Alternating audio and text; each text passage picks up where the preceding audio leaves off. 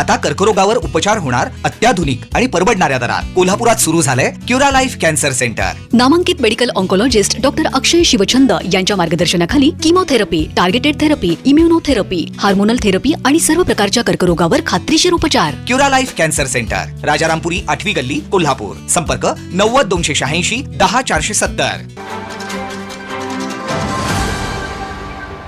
होणार आहे. हे सुद्धा मुख्य न्यायाधीश न्यायमूर्ती सूर्यकांत आणि त्यांचे जे दोन सहकारी होते, न्यायमूर्ती मोहना आणि न्यायमूर्ती बागची, यांच्या लक्षात आलेलं आहे. त्याच्यामुळे आम्ही निश्चिंत आहोत. कायदा त्याचं काम करेल, संविधान काम करेल. आम्ही ज्याने बेईमानी केली, ज्याने घटनेशी द्रोह केला, त्यांना कायद्याच्याच माध्यमातून संपवू याचा आम्हाला पूर्ण विश्वास आहे. माझी आजची माहिती अशी आहे की समोरच्या बाजूला चलबिचल सुरू झाली आणि भारतीय जनता पक्षामध्ये मर्ज व्हायचं की जो एक लहान पक्ष त्याने आपल्यामध्ये घेतलेला अलीकडच्या काळामध्ये प्रहार, मला वाटतं त्यांच्यामध्ये मर्ज व्हायचं TMC प्रमाणे. या संदर्भात त्यांच्याकडे खल सुरू आहे. आता लवकरच फुटीर गटाचे नेते हे दिल्लीला येतील आणि त्यांच्या पक्षाचे प्रमुख अमित शहा यांच्याशी चर्चा करतील.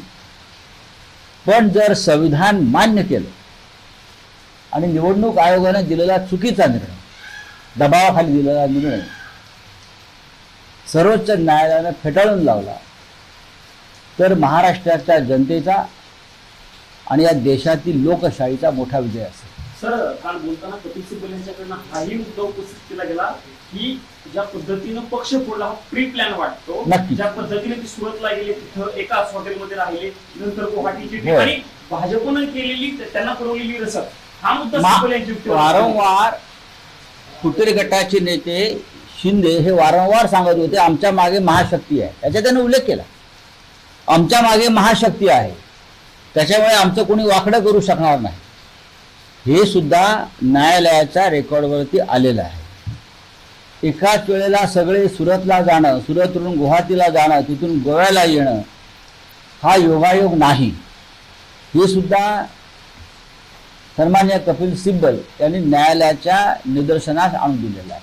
2013 आणि 2018 उद्धव ठाकरे यांची नियुक्ती झाली, त्यापैकी एक नियुक्ती अयोग्य आहे असं इलेक्शन कमिशनचं म्हणणं होतं. त्यावरती कपिल सिब्बल यांनी सांगितलं की 2014ला नेतृत्वात उद्धव ठाकरेंच्या निवडणुका झाल्या, 2019लाही झाल्या, निवडणुकी निवडून आलेल्या आहे, लोकशाहीचा 2014-2019च्या निवडणुका या उद्धव ठाकरे यांच्या नेतृत्वाखालीच झाल्या आणि त्या नेतृत्वाखाली झालेल्या सरकारमध्ये सुद्धा हा फुटीर गट सामील होता. त्याच्यामुळे ही आयडिओलॉजिकल किंवा वैचारिक फूट आहे असं मानता येणार नाही. 2014 साली आम्ही स्वतंत्रपणे लढून भारतीय जनता पक्षाबरोबर युती झाली, तेव्हा कुठे गेला होता यांचा वैचारिक लढा? अशा अनेक गोष्टी रेकॉर्डवरती आलेल्या. चलिए सर, ज्या पद्धतीनं कोर्टानं सलग दुसऱ्या दिवशी सुनावणी लावलेली आहे, अपेक्षा आहे का ही सुनावणी कायमस्वरूपी कंटिन्युएशन असं राहील? कारण तुमचा मूळ आरोप असा असायचा की कोर्ट सुनावणीच देतो, आमचं ऐकून घेत नाही. पण आता आमचं म्हणणं ऐकून घेतलं जात आहे. काल कपिल सिब्बल यांना 2.5 तासाचा वेळ कोर्टानं दिला.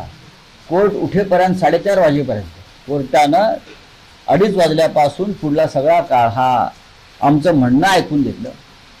आजही 2 नंतर सुनावणी पुढे होणार आहे. आज बहुतेक कपिल सिब्बल यांचं म्हणणं संपेल, मग त्यांच्या वकिलांना संधी दिली जाईल आणि मला असं वाटतं की आता निर्णय अपेक्षित आहे. ताज्या घडामोडी पाहण्यासाठी माझा महाराष्ट्र न्यूजला आजच सबस्क्राईब करा.